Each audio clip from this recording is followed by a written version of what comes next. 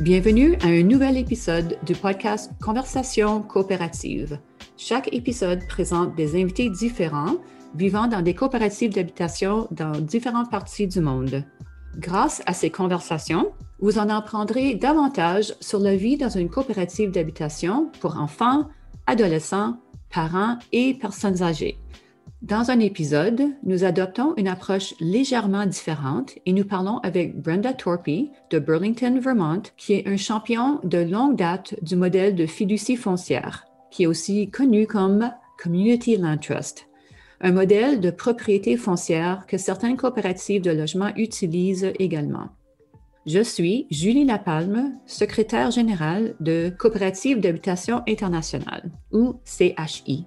J'assure le programme de travail de CHI qui comprend les communications, l'éducation et le partage des connaissances, la gouvernance et les collaborations.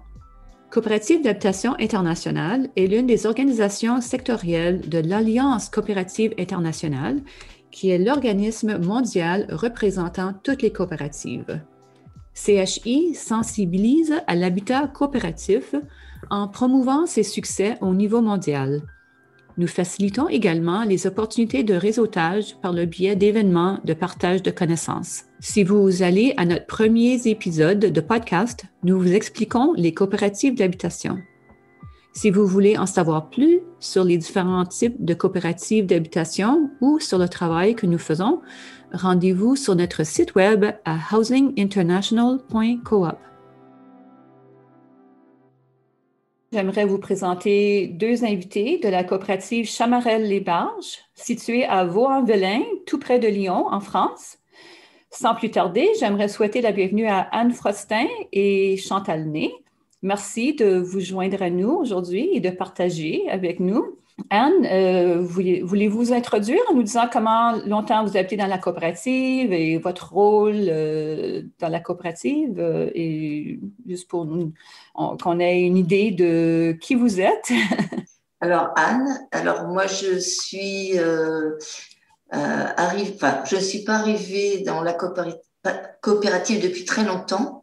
J'ai connu la coopérative par une amie qui était de la région de Lyon. J'ai habité un peu dans la région de Lyon et j'avais une amie qui faisait partie du projet. Donc en 2014, j'ai fait une réunion d'information pour me renseigner sur le projet. En 2015, j'ai adhéré à l'association Chamarel. Et en 2016, j'ai demandé ma cooptation dans la société et comme future habitante. Et donc, je suis habitante de l'immeuble depuis sa livraison en juillet 2017. Ah, je vois. Parfait. Donc, ça fait 3 ans maintenant. Ah, OK. Et Chantal? Alors, moi, je suis dans le projet depuis le début, depuis 2009. Et évidemment, j'habite dans la coopérative aussi depuis la livraison de l'immeuble en 2017. Alors, entre 2009 et 2007, c'était la période de temps que, pendant le développement, c'est tout ce temps qui a pris pour démarrer la coopérative. Est-ce que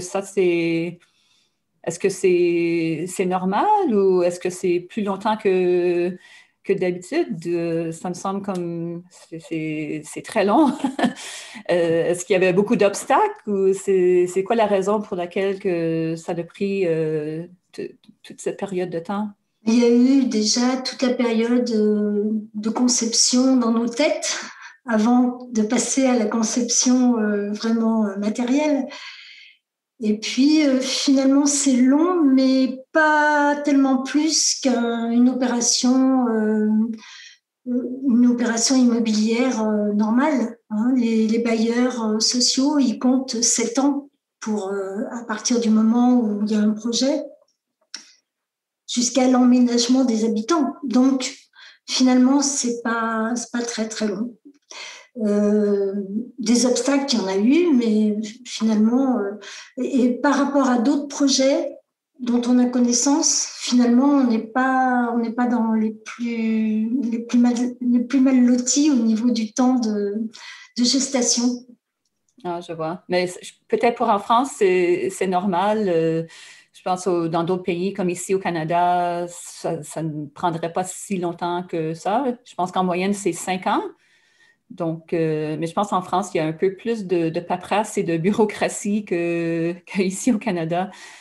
Mais c'est surtout que le concept de coopérative d'habitants est beaucoup moins répandu que chez vous. Oui, Vous êtes très chanceux à ce niveau-là. oui, Oui, oui, oui, mais la coopérative a été créée fin 2012 et l'immeuble habité en juillet 2017, ça fait pas non plus une durée. Enfin, si on prend vos 5 ans, ben Oui. finalement, entre le début de la coopérative fin 2012 et l'emménagement en juillet 2017, on a les 5 ans, hein. C'est vrai. oui, c'est vrai, oui. Et vous étiez combien au début quand vous avez formé votre groupe? Vous étiez combien de personnes? Alors, ça dépend d'où on part, parce qu'effectivement, Anne a raison de parler de la création de la société. Quand on a commencé à penser au projet et quand on a créé une association, loi 1901, je ne sais pas si c'est une association qui s'appelle Chamarel et qui existe toujours, qui a précédé la création de la société, on était une vingtaine. Mais après, quand il a fallu opter vraiment pour un emplacement, pour un projet précis, la société, elle a été créée par 7 personnes. Mais l'association a perduré et les personnes qui étaient à l'association sont restées. Et maintenant, l'association comporte une quarantaine de membres. Et le groupe était pour le but de créer cette coopérative était pour des personnes âgées uniquement, des gens à la retraite. Ouais. C'est ça, le critère, c'est d'être retraité. Okay. Et l'idée première, c'était de se constituer un lieu où on pourrait vieillir en étant acteur et entouré de personnes qui partageaient les mêmes valeurs. Donc, c'est vrai que dès le départ, c'est l'ADN du projet, c'est un projet pour personnes retraitées. Et est-ce que vous pouvez expliquer où vous êtes situé? Vous êtes à Vaux-en-Velin, qui est près de Lyon. Pouvez-vous peut-être expliquer un peu le village et tout ça? Alors, Vaux-en-Velin, moi, je suis pas d'origine de Vaux-en-Velin, j'arrive de Bretagne et ça fait que 3 ans que je suis sur Vaux-en-Velin. Mais pour moi, c'est une ville qui s'est développée dans la banlieue lyonnaise autour d'un village d'origine qui était ancien, hein. Et donc, ce village d'origine est entouré par des quartiers neufs avec des immeubles. Voilà, donc en fait, sur Vaux-en-Velin, on a 2 centres, le village, et puis on a Vaux-en-Velin Centre, où il y a la mairie, un centre de spectacle, enfin, voilà, et qui est lui, plus neuf. Donc, Vaux-en-Velin, c'est une ville jeune. Il y a combien d'habitants? 50 000? Plus de 50 000. Plus de 50 000 habitants, avec une population très jeune. Je ne sais pas qui a combien de... Oui. Un pourcentage. Je crois qu'on est la première ville française au niveau du pourcentage de moins de 30 ans. Enfin, voilà. Donc, c'est une ville jeune. C'est une ville aussi qui fait... Enfin, la population est parmi les plus défavorisées, peut-être. Là, on a le record d'être la 2e ville de France où le revenu par personne est le plus bas. Ah. Voilà. Mais c'est une ville que je trouve dynamique. Il y a quand même une vie culturelle riche. Il y a des choses qui sont proposées aux habitants, qui sont bon marché, je trouve, hein. Donc, et puis alors, on est près d'espaces naturels. On est près d'un parc naturel qui s'appelle le parc de Miribel. Et donc, on a quand même cette chance que le parc démarre dans le village.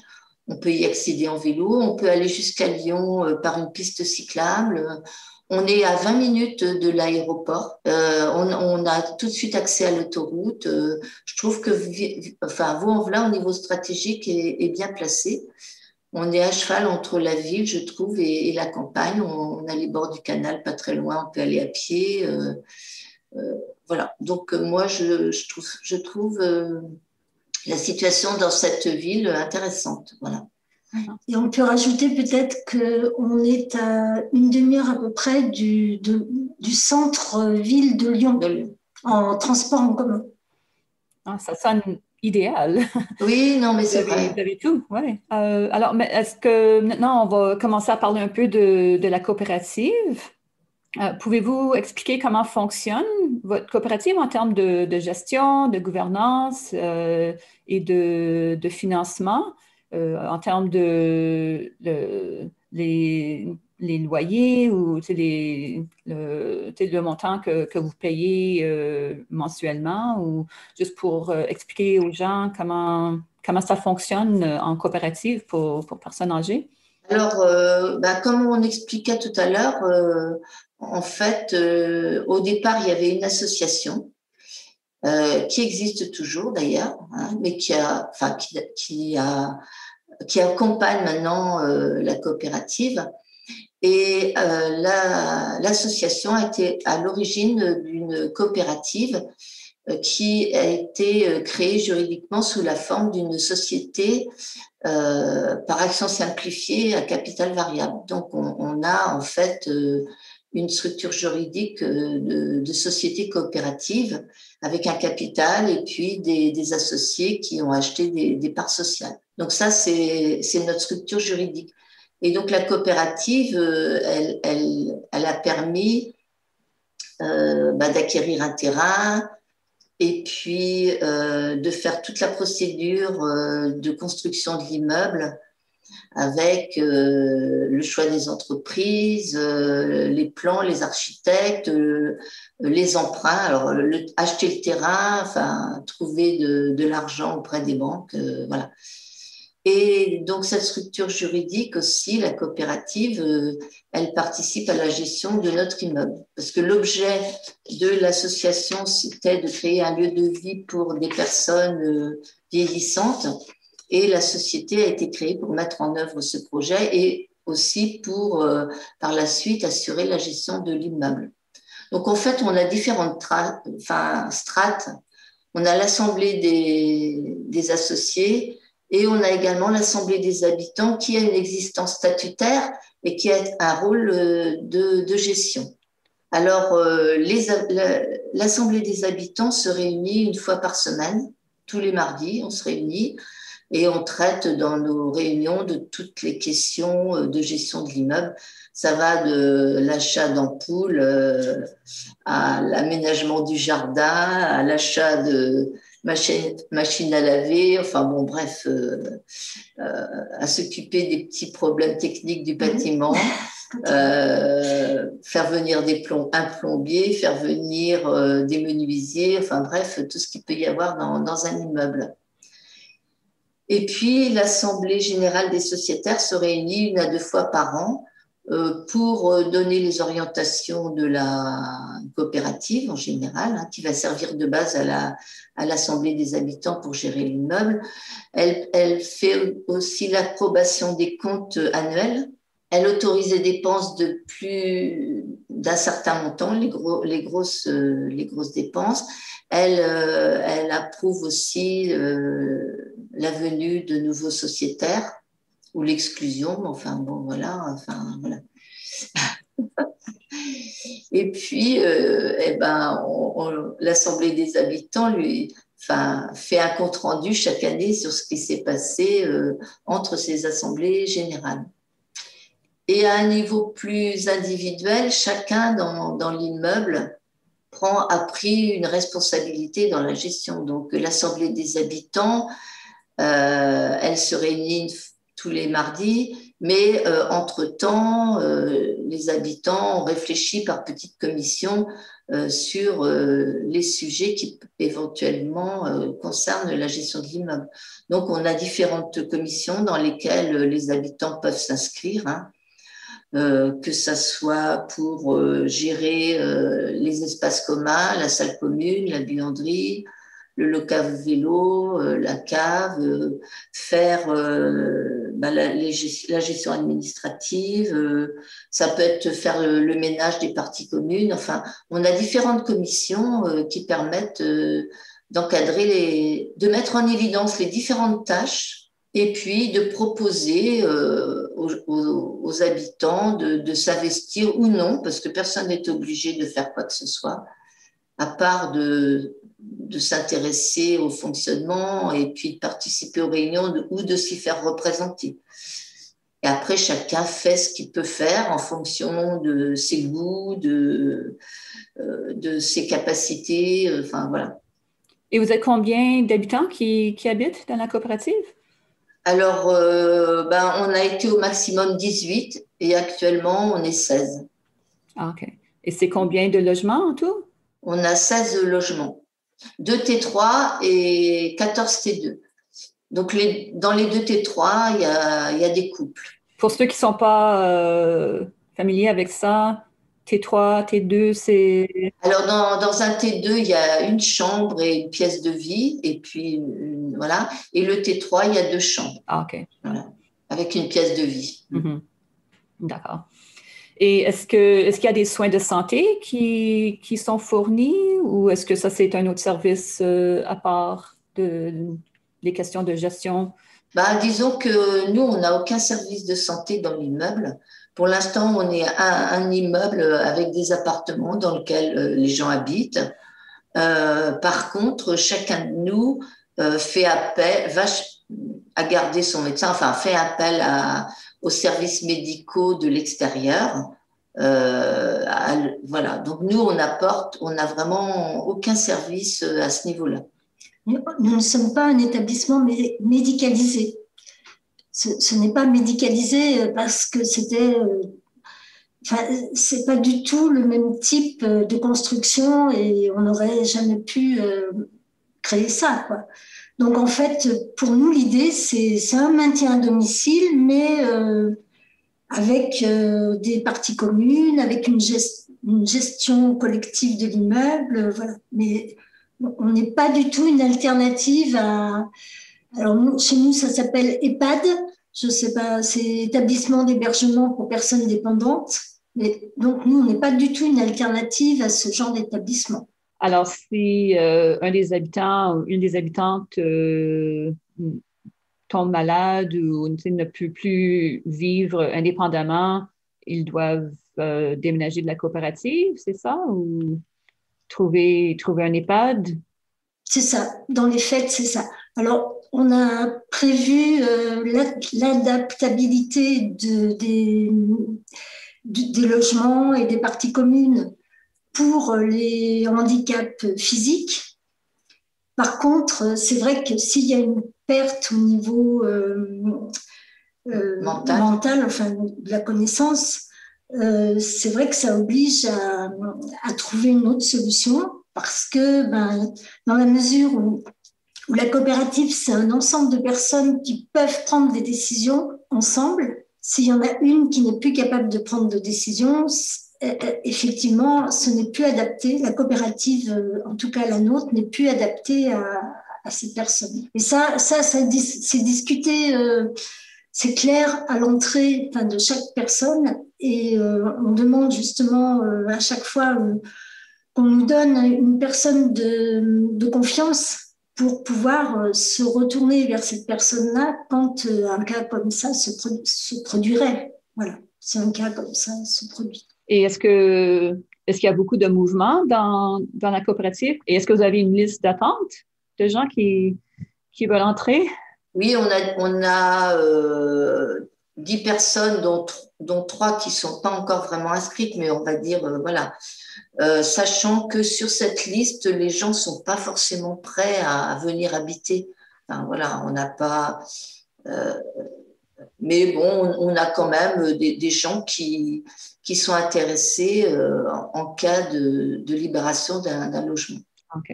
Et c'est quoi la gamme d'âge que vous allez chercher? Et on ne va pas chercher d'âge, il faut être retraité. Alors, si quelqu'un est retraité à 55 ans, je ne sais pas s'il y en existe, peut-être dans l'armée, peut-être, je ne sais pas. Mais on n'a pas eu le cas. Si quelqu'un est retraité à 50 ans, j'en sais rien.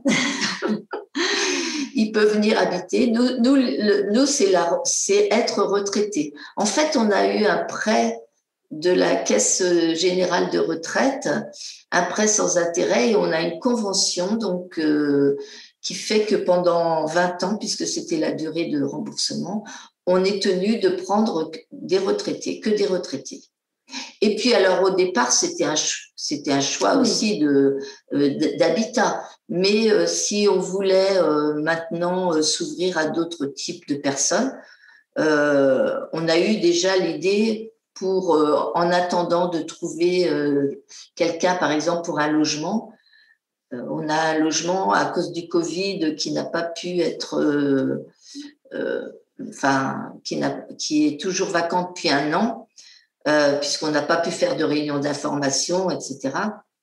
Et on s'était dit, bon, en durée indéterminée, on pourrait peut-être, par exemple, héberger un étudiant, puisqu'il y a l'école d'architecture, par exemple, voilà. Et en fait, on ne peut pas. Même à durée déterminée, ça n'est pas possible à cause de notre convention avec la caisse de retraite. Voilà. Mais c'est un choix de vie quand même pour nous déjà au départ. Donc c'est voilà. Mm-hmm. Alors, comment est-ce que vous pouvez expliquer comment vivre dans votre coopérative dans cette situation d'habitation collective? Est-ce que c'est quelque chose vraiment différent de ce que vous avez vécu avant? Est-ce que c'est le paradis pour les retraités? Donnez-nous un aperçu d'une journée ou une semaine normale dans la coopérative Chamarel-les-Barges. Alors, c'est très compliqué de répondre à cette question parce que, comme je vous le disais tout à l'heure, c'est vraiment un maintien à domicile en quelque sorte. Chacun a son appartement, son logement et on fait très attention au respect de la vie privée de chacun. On n'est pas du tout une communauté. Mais on prête aussi attention à l'articulation entre la vie collective et la vie privée. C'est pas non plus complètement, c'est pas étanche. Les deux domaines ne sont pas étanches. Après, sur une semaine, bon, comme le disait Anne tout à l'heure, on a toujours une réunion des habitants. Après, les personnes, suivant leur affinité, font du jardin, se réunissent pour une commission sur les finances ou on fait hors temps Covid, on organise des manifestations culturelles dans la salle, dans notre salle commune, où on invite des gens de l'extérieur. Voilà, chacun a son petit métier à remplir. Voilà, la personne qui s'occupe de la buanderie, elle veille au bon fonctionnement. La personne qui s'occupe de la cave, elle veille aussi à ça. Mais il n'y a pas d'activité vraiment organisée pour tout le monde à jour fixe. Il peut y avoir des personnes qui se regroupent dans la salle commune pour faire une séance de peinture, mais voilà, ça reste finalement du domaine personnel, où il y a des personnes qui se regroupent pour aller au cinéma ou au théâtre, mais c'est vraiment en dehors de décisions collectives. Ça serait quoi les plus grands avantages de vivre dans votre coopérative? Alors, moi, j'ai réfléchi à cette question. Je me suis dit, donc je vais parler de mon point de vue, mais en espérant que ça puisse être aussi partagé. Moi, je trouve que le premier avantage que j'ai trouvé, c'est d'être actrice, de continuer à être actrice de ma propre vie. Donc, je trouve que venir habiter dans cet immeuble, c'est un choix d'habitat, voilà.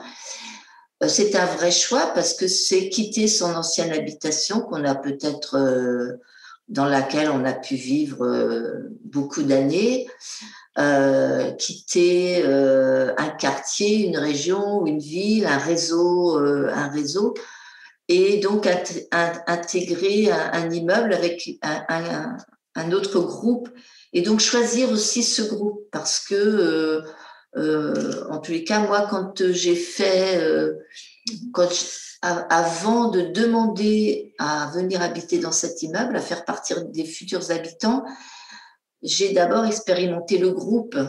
Et donc, les gens m'ont plu. Les valeurs que l'on partageait me plaisaient. Et puis, le fait que ça soit un bâtiment écologique avec de la paille, du bois, de la tuile, cette valeur-là était importante pour moi. Donc, par contre, si je ne m'étais pas plu dans le groupe, si la tête des gens avec qui j'allais habiter ne m'était pas revenue, même si l'immeuble m'avait plu ou le quartier ou la ville, je ne serais pas venue. Enfin, je veux dire, c'est un tout, quoi. Hein. Et donc, vraiment, cette idée de rester acteur de sa vie pendant sa vieillesse, bien que moi, j'avais 60 ans, donc je ne me sentais pas vieille, mais c'était important parce que je commençais à expérimenter ce qu'on peut expérimenter quand on atteint un certain âge, qu'on ne travaille plus, un peu de l'isolement et de me sentir un peu coupée quand même de la vie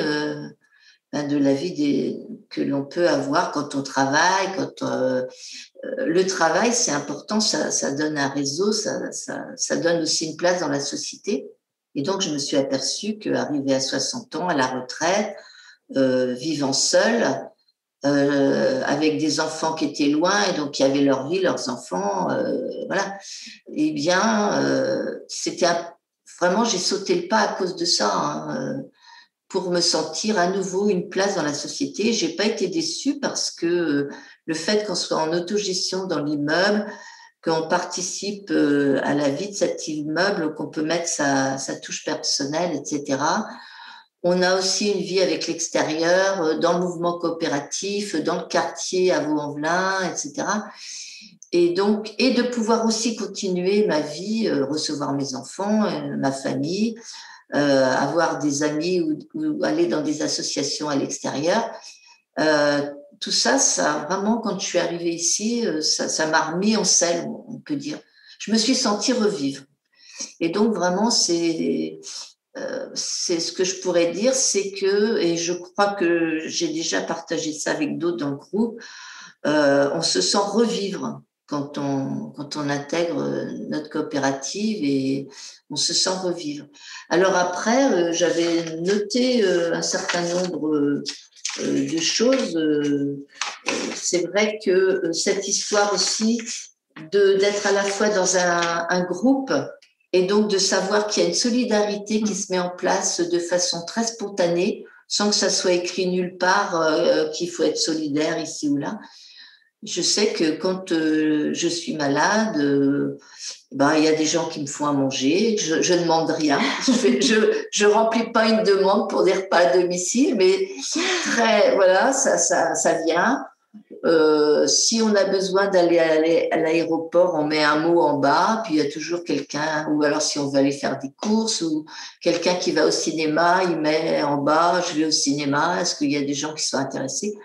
Donc on est vraiment dans une solidarité très très spontanée et qui se fait par affinité, voilà.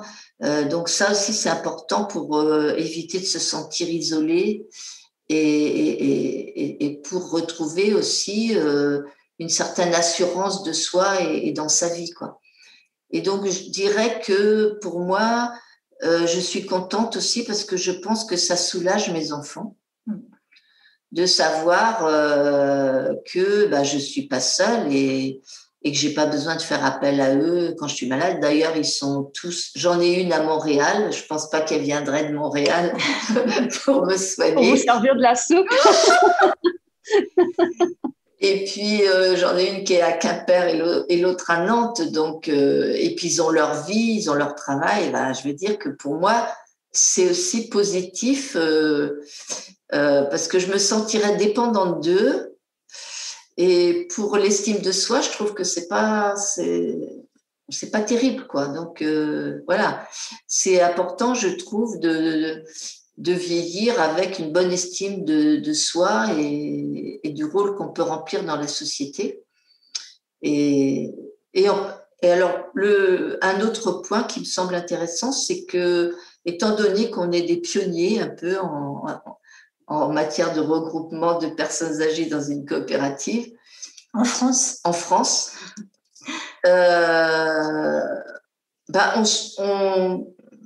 Enfin, c'est pas qu'on sert de modèle, mais on vient nous voir, on nous demande de nous exprimer autour de cette expérience.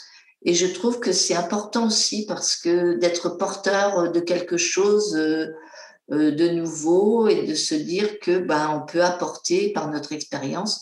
Ça aussi, ça fait partie pour quelqu'un qui est vieillissant de donner une bonne estime de soi et de son rôle dans la société. Moi, je voudrais juste rajouter que le projet, il est né aussi au départ de plusieurs personnes qui avaient des expériences douloureuses avec leurs parents, qui n'avaient pas anticipé leur vieillesse. Voilà, c'est juste pour rebondir sur ce que tu disais par rapport à nos enfants. Et c'est vrai que la motivation chez plusieurs, c'était bien aussi de pas trop embêter nos enfants en vieillissant. Et puis, une dernière chose quand même, moi, ce qui m'apporte beaucoup aussi de satisfaction, c'est d'être dans une structure qui lutte contre la spéculation financière. Puisque le modèle des coopératives d'habitants, c'est effectivement que les personnes ne sont pas propriétaires de leur logement, mais sont uniquement propriétaires de parts sociales, et que quand elles s'en vont, ou leurs héritiers à leur décès ne récupèrent que la mise de départ, sans spéculation, quelle que soit la plus-value qu'ait pu acquérir l'immeuble. Voilà, et ça, je pense que pour beaucoup de gens ici aussi, c'est important, ça. Et moi, j'aimerais rajouter aussi que ici, on continue à apprendre. Et ça, c'est un point important parce que comme on est en autogestion, eh bien, on apprend dans toutes sortes de domaines, y compris en matière de jardin. Voilà, il y a des gens. Chacun de nous est porteur d'un savoir, mais en même temps, ici, on ne demande pas aux techniciens de prendre le pouvoir sur les autres. Donc, tout le monde peut apprendre à faire, je sais pas moi, savoir ce que c'est que le fonctionnement d'un portail ou de panneaux solaires. Ou voilà. Et donc, en faisant les réunions le mardi, même les gens qui ne se sont pas occupés de ça dans la semaine en apprennent aussi parce que de toute façon, on prend tous ensemble les décisions. On prépare en commission, mais donc chacun, pour être en mesure de prendre la décision ou de donner son opinion, est obligé quand même de se renseigner plus ou moins sur le domaine. Donc ça, c'est important aussi en termes de vieillissement, c'est qu'on ne va pas se scléroser et on pense qu'on ira loin comme ça, on espère. C'est un pari. C'est un pari que quand on continue d'apprendre, le cerveau, il se développe encore et voilà, ça nous permet aussi de rencontrer toutes sortes de gens, des gens qui viennent nous apporter des choses aussi et c'est important, y compris à l'international, puisqu'on a des Japonais qui sont venus, des Belges, enfin, il y a toutes sortes de gens qui viennent nous voir ou qui entrent en contact avec nous, puisqu'on a même une coopérative du Québec qui est entrée en contact avec nous. Ils nous ont trouvés sur Internet et ce sont des personnes âgées aussi. Alors, vous inspirez d'autres gens partout dans le monde? Alors, je ne sais pas si on peut le dire comme ça. Disons que nous, on a été inspirés par d'autres expériences avant la nôtre. On a eu l'exemple, je ne sais pas si vous le connaissez, mais il y avait un groupe à Montreuil, dans la banlieue parisienne, de personnes âgées déjà qui s'appelaient les Baba Yaga, qui avaient déjà bien cette idée en tête de faire un regroupement de personnes âgées pour vieillir ensemble. On a été inspiré bien sûr par les coopératives d'habitants de l'étranger, chez vous, en Allemagne, en Suisse, etc. Et puis, plus près de nous, on a une coopérative qui a emménagé en 2012, qui était la première en France, puisque vous savez sûrement que ça a été très long à reprendre, et qui est à Villeurbanne, juste à côté aussi de Lyon, et qui s'appelle le Village Vertical. Et on a même rencontré un groupe qui avait le même projet que nous, quasiment à la virgule près, à côté de Bordeaux, et qui, sans jamais s'être rencontrés, on avait un peu le même projet. Alors après, c'est vrai que, comme l'a dit Anne, on reçoit pas mal de groupes en projet qui viennent nous voir pour qu'on leur fasse un retour d'expérience. Après, on a finalement très peu de retours sur la suite qu'ils ont donnée. Enfin, ça arrive, mais c'est quand même pas la majorité des cas. Alors, dire qu'on inspire d'autres, disons qu'on peut éventuellement aider ceux qui voudraient s'engager dans cette voie. Voilà. Je trouve que le terme inspirer, c'est un petit peu fort. Il faut rester modeste. Mais je pense que c'est un modèle qui devient de plus en plus reconnu et plus populaire. Et des groupes qui sont intéressés, comme les gens de Québec qui vous ont approché, ils n'ont pas beaucoup, mais surtout comme dans la langue française, il n'y a pas beaucoup de modèles qui existent. Alors, et vous êtes facile à trouver, vous avez un site web. Donc, c'est bien. Et même nous, notre organisme vous a visité il y a quelques années quand il y avait le Festival international de logement social. Et on a même tenu notre réunion de conseil d'administration. Je me souviens. Je me souviens. Et on a eu une petite tournée aussi. Parce que c'est un modèle qu'il y a beaucoup de personnes âgées qui cherchent des alternatives à des foyers pour les personnes âgées. Parce que, comme vous avez dit, c'est pour garder le cerveau en développement, de rester actif, de continuer à apprendre. Et puis, dans les foyers pour personnes âgées, on peut rester assis dans sa chaise, dans son logement, à rien faire toute la journée. Puis, il y a peut-être des activités qui sont organisées, mais les gens ils n'ont pas vraiment beaucoup à dire sur leur environnement, comme comment les choses sont gérées. Alors, il y a beaucoup de personnes qui, comme ils ont vu leurs parents vivre dans des institutions comme ça, puis ils ne veulent vraiment pas vivre de cette façon. Alors, nous, on essaie aussi de promouvoir ce modèle comme une réponse à ce dilemme de comment on va vivre après la retraite. Donc, c'est pour ça qu'on fait ce podcast pour partager la vie en coopérative pour personnes âgées. Alors nous, ça fait partie aussi de nos objectifs, de développer le modèle des coopératives d'habitants.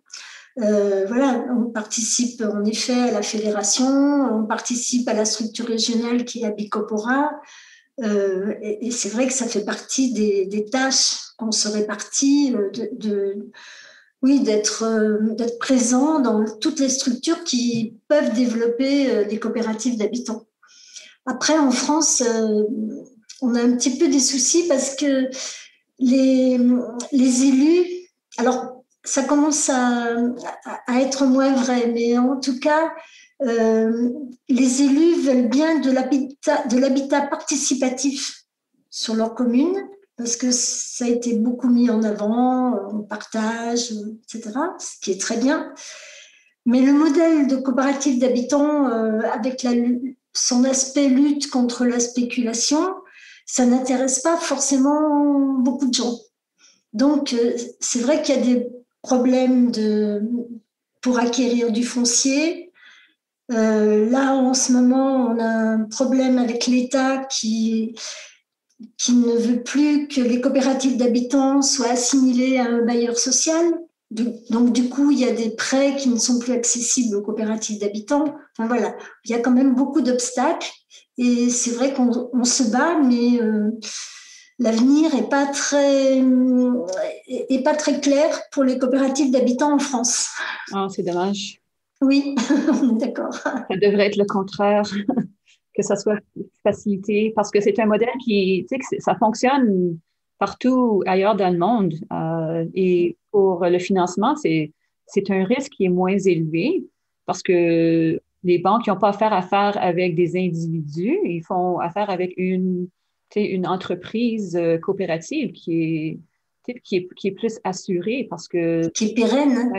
qui va durer dans le temps, bien sûr. Ouais. Mais moi, ce que je pense quand même, c'est que en France, alors je ne sais pas dans les autres pays, mais en France, on a beaucoup développé le concept de la propriété individuelle, d'avoir capitalisé dans l'immobilier en prévision de sa retraite. Mm-hmm. Et je crois que beaucoup de gens sont encore très attachés à la propriété individuelle et ne comprennent pas, enfin nous, quand on explique ça, au moins sur les gens de notre âge, c'est plus compréhensible pour des jeunes de 20-25 ans, mais les gens de notre âge, je trouve bizarre qu'on puisse mettre de l'argent dans une propriété collective et qu'on n'en tire aucun bénéfice au niveau de notre appartement. Donc, c'est quelque chose encore qui est culturellement bien ancré. Mm-hmm. Ce qui fait que chez nous,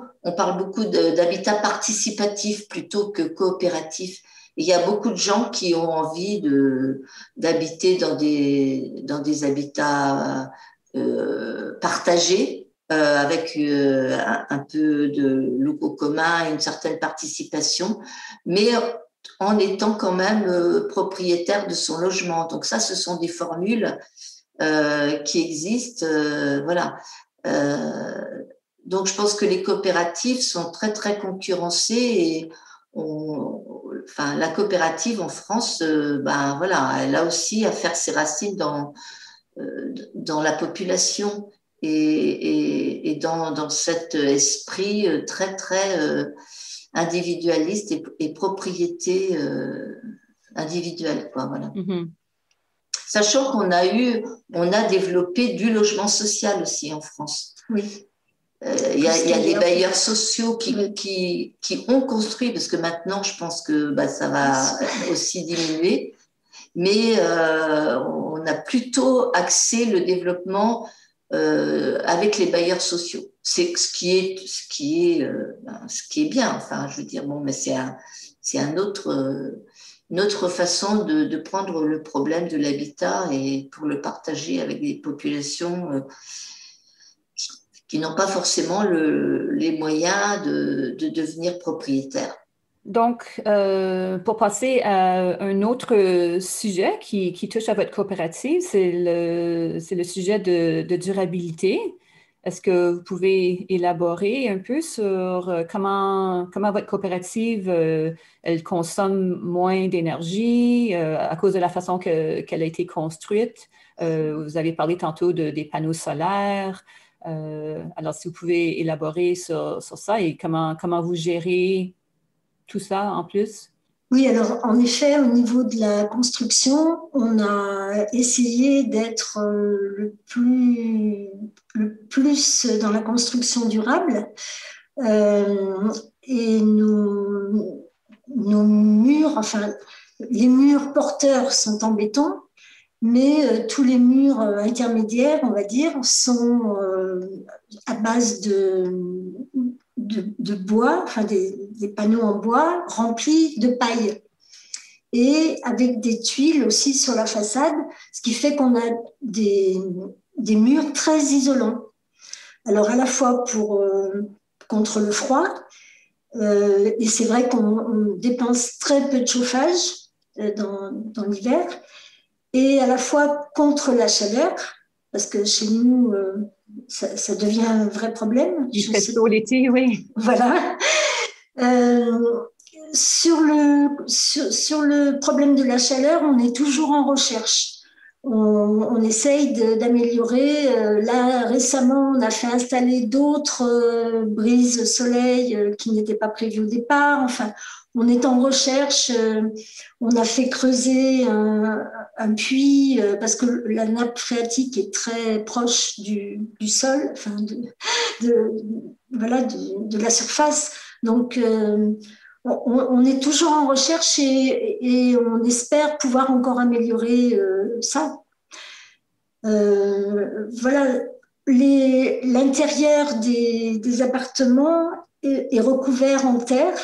C'est de la terre qui provient du chantier, voilà, qui a été mélangée avec du sable.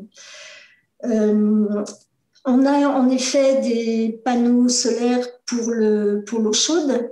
Alors, ça fournit pas complètement, enfin, ça ne suffit pas complètement pour l'immeuble, mais en tout cas, ça fournit une bonne partie. Peut-être qu'éventuellement, un jour, on pourra envisager des panneaux thermiques. Enfin, là, c'est pareil, on est dans la prospection de ce qu'on n'a pas pu forcément faire au départ pour des raisons financières, mais qui peut-être pourront se faire un jour. Au niveau de la durabilité, il y a aussi toute notre façon de fonctionner, c'est-à-dire d'avoir une buanderie avec seulement 3 machines à laver, ce qui évite à chacun dans son appartement d'avoir des machines à laver. On est client d'un fournisseur d'énergie renouvelable, Enercop. Hein. Qu'est-ce qu'on a pour on fait le tri. Voilà, le tri, oui, bien sûr. On a un compost. Vous avez un jardin communautaire aussi? Alors, c'est autour de notre immeuble, on a un bout de terrain. Et alors, on ne se nourrit pas grâce au jardin, Okay. parce que c'est pas très grand. Mais de temps en temps, d'abord, il y a beaucoup de fleurs, alors ça, c'est très agréable. Et puis, on a de temps en temps quelques radis, quelques tomates, des salades, des pommes de terre, mais des voilà, courges. On va dire que c'est à dose homéopathique, mais c'est toujours agréable. Oui, et puis on est en expérimentation parce qu'en fait, on découvre le jardinage écolo et tout. Donc peut-être qu'un jour, on fera un peu plus de potager qu'on en fait. Enfin voilà. Bon, après, on n'a que 3 ans d'existence, donc voilà. En plus, il a fallu enrichir la terre, la bonne terre était partie avec le chantier. Hein, donc, il a fallu en ramener un peu. Enfin bon, bref, il faut enrichir un peu le sol. On est dans l'expérimentation pour l'instant, je pense. Voilà. Mais on a un joli jardin qui prend de l'allure quand même. Et puis, on a une petite équipe de gens plus passionnés que les autres. Et puis, alors, on fait des chantiers collectifs aussi. Voilà. Donc, mais c'est vrai que on a acquis un mode de vie aussi un peu plus responsable, je pense. Un certain nombre d'habitants sont adhérents d'une AMAP, donc et auprès duquel ils ont leurs légumes, ce qu'on appelle un panier chaque semaine. Certains vont chercher du vrac aussi, de la nourriture en vrac comme les lentilles, enfin bref, voilà. Et puis, on a eu une grève du ramassage d'ordures ménagères à un moment donné qui a duré un peu quand même. Hein. Et à notre grande satisfaction, on n'a pas eu besoin nos poubelles ne se sont pratiquement pas remplies. Les poubelles des voisins débordaient à qui mieux. Et nous, on a tenu toute la grève avec nos quelques poubelles. Donc, ça veut dire aussi qu'on a un comportement assez raisonnable. Et bon, voilà, on essaye aussi de pas trop tirer sur la corde de la consommation.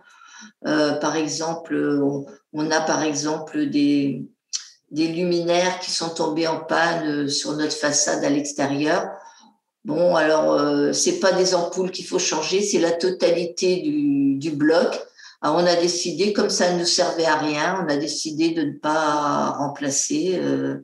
On a d'autres luminaires qui éclairent suffisamment le parking. Donc, on essaye aussi de fonctionner comme ça.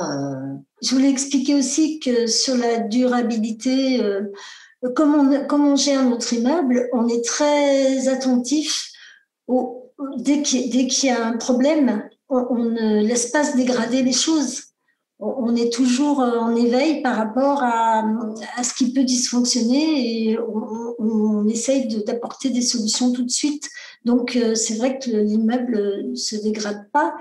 Et on a aussi dans notre budget prévu des provisions pour grosses réparations. Donc, ce qui fait que quand on aura éventuellement des grosses réparations à faire, l'argent sera déjà prévu. Ça ne sera pas une surprise qui tombera sur le dos des habitants, comme parfois dans les copropriétés, ça peut se passer.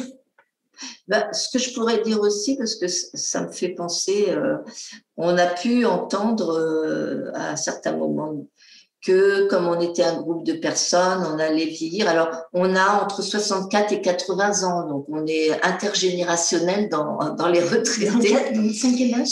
Mais certains ont pu émettre l'idée que notre bâtiment se dégraderait parce qu'on allait vieillir et qu'on ne pourrait pas en prendre en charge l'entretien, etc. Moi, ça m'a beaucoup choquée d'entendre ça. Mais on a prévu aussi qu'à un moment donné, si vraiment c'était quelque chose de trop lourd, dans nos finances, on peut prévoir aussi de se faire assister par des professionnels ou enfin d'autres, voilà. Ça ne nous empêchera pas de surveiller l'immeuble, etc. Donc, on est adaptable, on va dire, dans beaucoup de domaines. Vous parliez tout à l'heure de la médicalisation, mais on s'est dit aussi, on a des chambres d'amis. Si un jour il fallait mutualiser une garde la nuit, parce que certains d'entre nous ont besoin qu'on les veille un peu la nuit, est-ce qu'un jour, les habitants ne décideront pas de mutualiser une chambre? On a un potentiel, ça se fera peut-être pas, mais c'est vrai qu'on est adaptable. Voilà. Sur bien des points, c'est quand même la richesse de notre coopérative, c'est qu'on a un potentiel d'adaptabilité dans pas mal de domaines. Voilà. D'accord. Alors, en parlant d'adaptabilité, comment est-ce que vous réglez les désaccords et les disputes si elles existent? J'imagine qu'il y en a de temps en temps. Ah non, pas du tout. Non, c'est parfait. Non. Tout le monde s'entend bien. Oui, ils s'entendent bien, c'est la formule. Après, qu'il y ait parfois des désaccords, oui. Je sais pas, tu en parles, disons que c'est vrai que les désaccords ou les disputes, c'est quelque chose de normal entre les individus. C'est vrai qu'on a tous adhéré à ce projet collectif et aux valeurs, mais après, chacun de nous a sa propre histoire, sa personnalité, ses goûts, ses envies, etc. Donc, une fois qu'on habite dans l'immeuble, on vit sa vie, on vit sa propre vie. Et effectivement, il peut y avoir des désaccords au niveau des décisions pour la gestion, mais il pourrait y avoir aussi des inimitiés qui peuvent se développer entre les gens. On n'est pas à l'abri de ça. Voilà, ou des gens qui cohabitent mal au niveau de leur étage ou des choses comme ça. Bon. Après, il est vrai que dans nos réunions, on a instauré une organisation de prise de parole.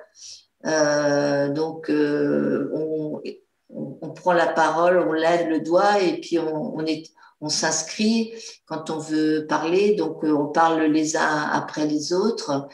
Il y a tout le temps des comptes rendus des réunions, donc on peut toujours se référer à un écrit s'il y a quelque chose, voilà.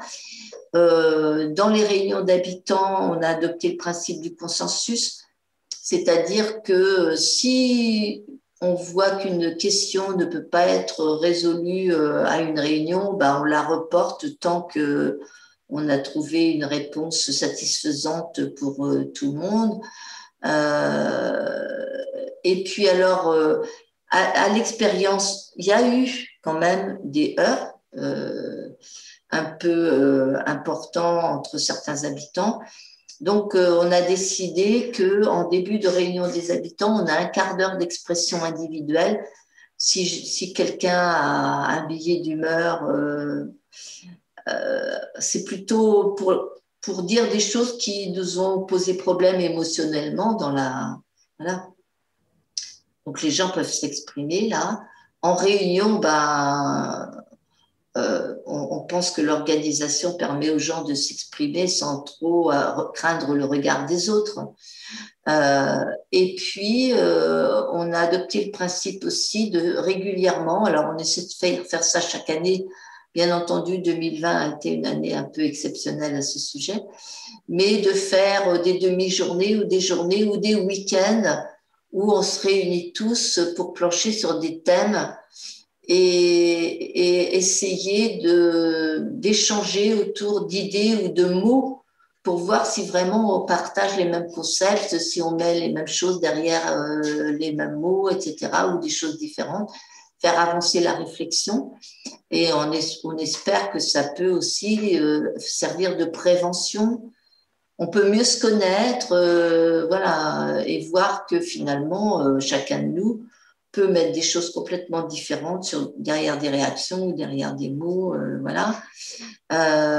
Et puis, au fond, finalement, ce qu'il ne faut pas, c'est laisser se chroniciser la mauvaise entente et donc se réunir souvent, ça permet justement d'éviter que ça se chronicise. Mais on n'a que 3 ans de fonctionnement, on aura peut-être aussi à mettre en œuvre d'autres procédures. On sait qu'il y a d'autres coopératives qui ont fait des formations de gestion des conflits.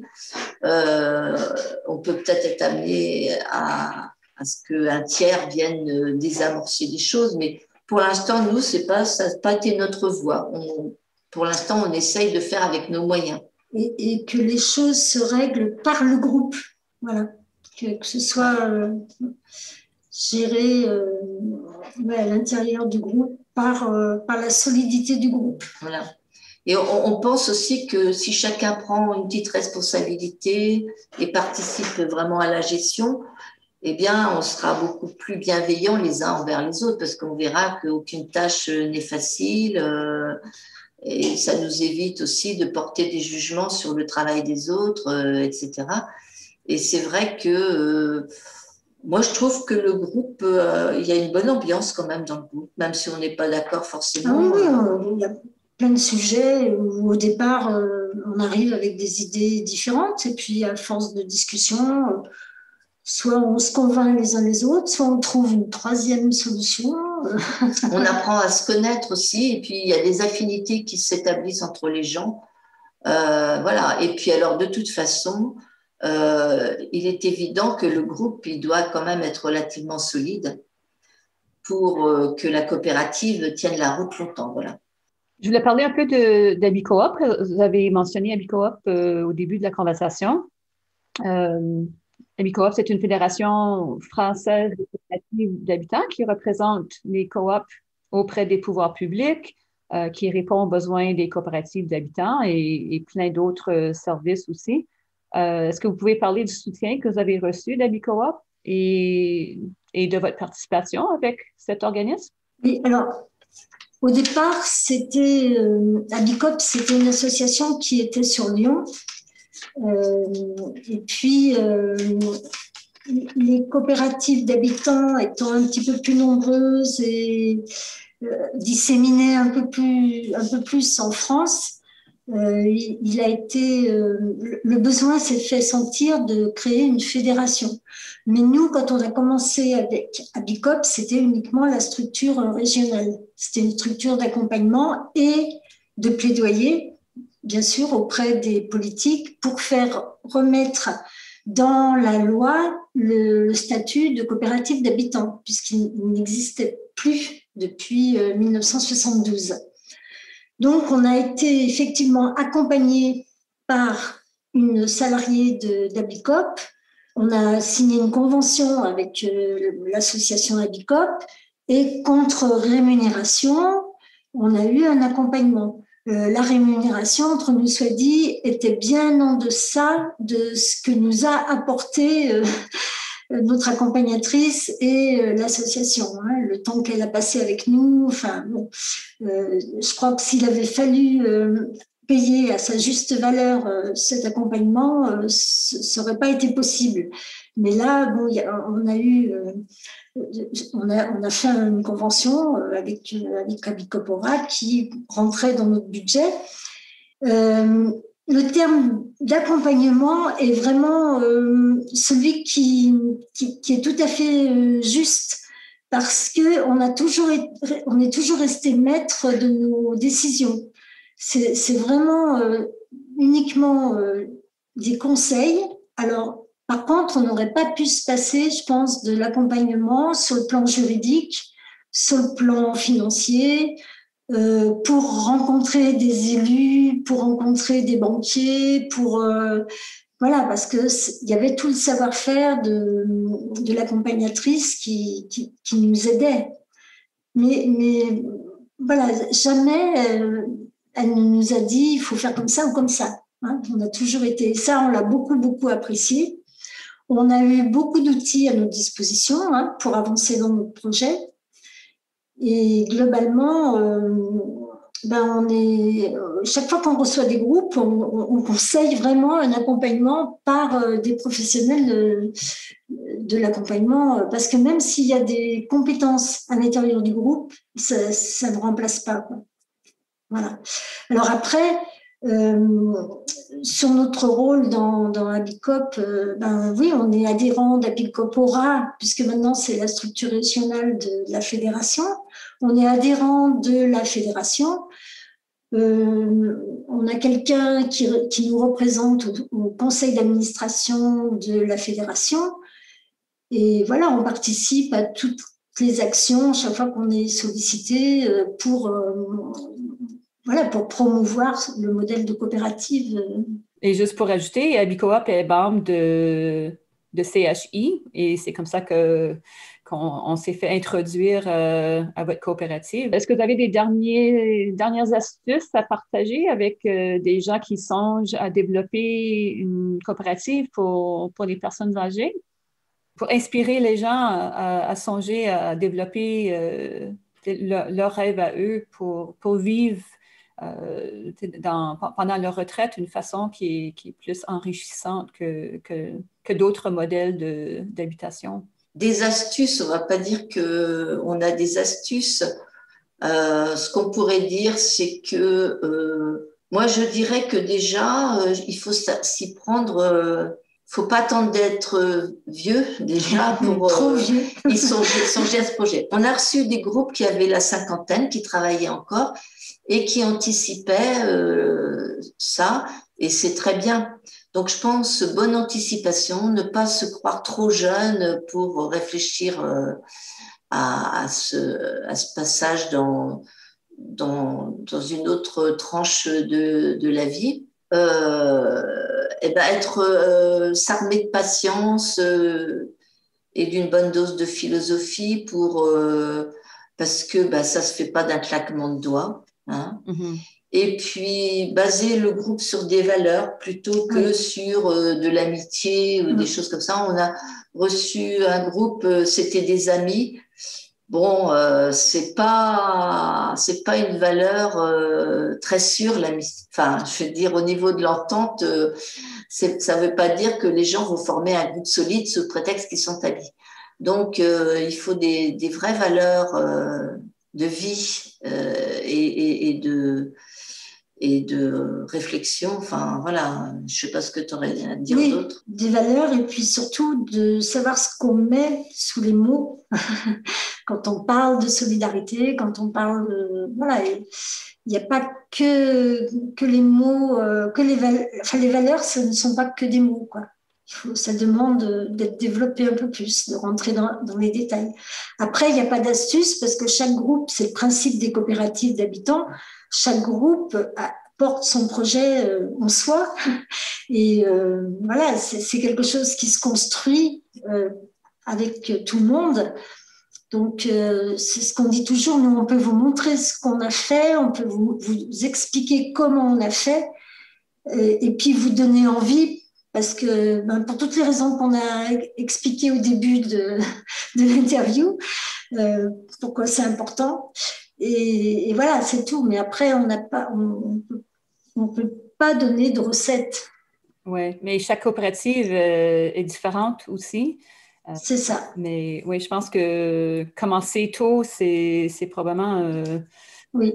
une bonne idée, oui, puisque oui. Ça prend, tu sais, ça n'arrive pas du jour au lendemain, ça prend plusieurs années. Ça demande du temps et ça demande quand même d'avoir une petite dose d'énergie. Mm-hmm. Donc, il ne faut pas trop attendre. Oui, oui.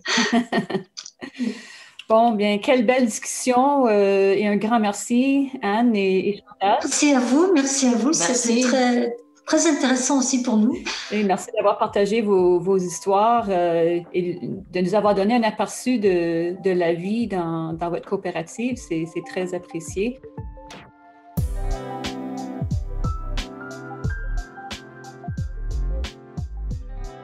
Merci d'avoir écouté ce dernier épisode des Conversations de coopérative. Nous espérons qu'il vous a permis de mieux comprendre ce qu'est la vie dans une coopérative de logement. Si vous souhaitez en savoir plus, vous pouvez nous rendre visite sur housinginternational.coop. Notre site web présente de nombreuses histoires et ressources avec des outils, des études et des articles utiles sur des sujets allant de la gouvernance à la finance, en passant par la durabilité, etc. Vous pouvez également nous trouver sur les médias sociaux sur Facebook, LinkedIn, Twitter, YouTube et Instagram, où nous aimons partager des histoires et des bonnes pratiques de coopératives de logement à travers le monde. Si vous souhaitez trouver une coopérative de logement dans votre région, je vous suggère de faire une recherche en ligne pour trouver une coopérative de logement avec le nom de votre ville et j'espère que vous trouverez quelque chose.